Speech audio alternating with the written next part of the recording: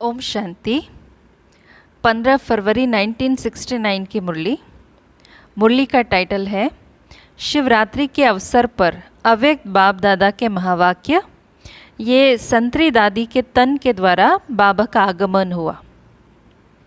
आज किसके स्वागत का दिन है? बच्चों ने जवाब दिया बाप और बच्चों का, परंतु कई बच्चे अपने को भी भूले हुए हैं तो बाप को भी भुला दिया है। आज के दिन वह स्वागत है जैसे पहले होती थी। कितनी तारें आती थी तो भूला ना। बाप जब है ही तो फिर भुलाना कहाँ तक। यह है निश्चय, यह है पढ़ाई। जब पढ़ाई कायम है तो वह कार्य भी जैसा का वैसा चलता रहेगा। वह निश्चय नहीं तो कार्य में भी ज़रा सा। बच्चे अपने मर्तबे को समझते हैं कि मैं किसका बच्चा हूँ। बाप सदा है तो बच्चे भी सदा है, परंतु देह अभिमान अपने स्वधर्म को भुला देता है। भूलने से कार्य कैसे चलेगा, आगे कैसे बढ़ेंगे? जबकि बाबा ने अपना परिचय दिया है, बच्चों को भी अपना परिचय मिला हुआ है। कितना समय इसी लक्ष्य को पक्का कराने के लिए मेहनत की गई है। उस मेहनत का फल कहाँ तक? सिर्फ याद कराने के लिए यह कह रहा हूँ। मुरली तो चलानी नहीं है, सिर्फ बच्चों से मिलने आया हूँ।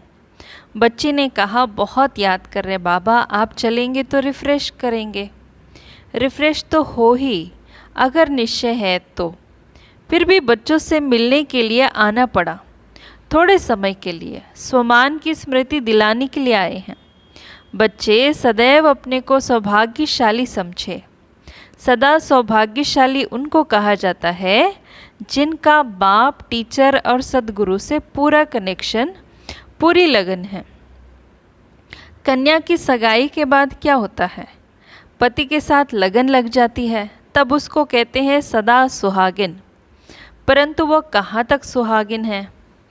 अंदर में क्या भरा पड़ा है? कन्या 100 ब्राह्मणों से उत्तम गिनी जाती है।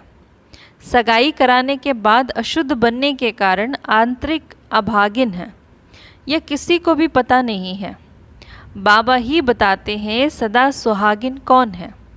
सदा के लिए परमात्मा से पूरी लगन रहे वे सदा सुहागिन है।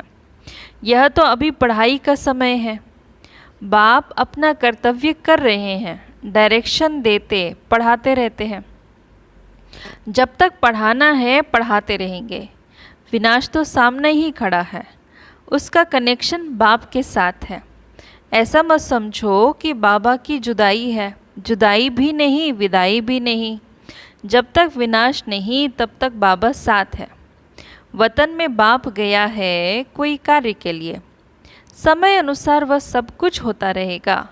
इसमें ना कोई विदाई है ना तो जुदाई है। जुदाई लगती है? तुमने विदाई दी थी। अगर विदाई दी होगी तो जुदाई भी होगी, विदाई नहीं दी होगी तो जुदाई भी नहीं होगी। यह ड्रामा के अंदर पार्ट चलता रहता है। बाबा का खेल चल रहा है, खेल में खेल चलता रहेगा। आगे तो बहुत ही खेल देखने हैं। इतनी हिम्मत है? जब हिम्मत रखेंगे तो बहुत देखेंगे। आगे बहुत कुछ देखना भी है, परंतु कदम को संभाल संभाल कर चलाना है। अगर संभाल कर नहीं चलेंगे तो कहाँ खड्डा भी आ जाएगा, एक्सीडेंट भी हो पड़ेगा। बच्चों से मिलने के लिए थोड़े समय के लिए आया हूँ। बहुत कार्य करना है। वतन से बहुत कुछ करना पड़ता है। बच्चों की भी दिल पूरी करनी पड़ती है तो भक्तों की भी दिल पूरी करनी पड़ती है। सभी कार्य संगम पर ही होते हैं।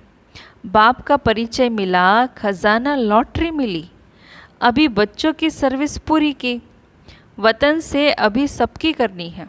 बच्चे सगे भी है तो लगे भी तो है। सर्विस तो सबको करनी है, सर्विस सबकी करनी है। सवेरे भी आकर दृष्टि से परिचय दे दिया। दृष्टि द्वारा सर्च लाइट दे सभी को सुख देना बाप का कर्तव्य है।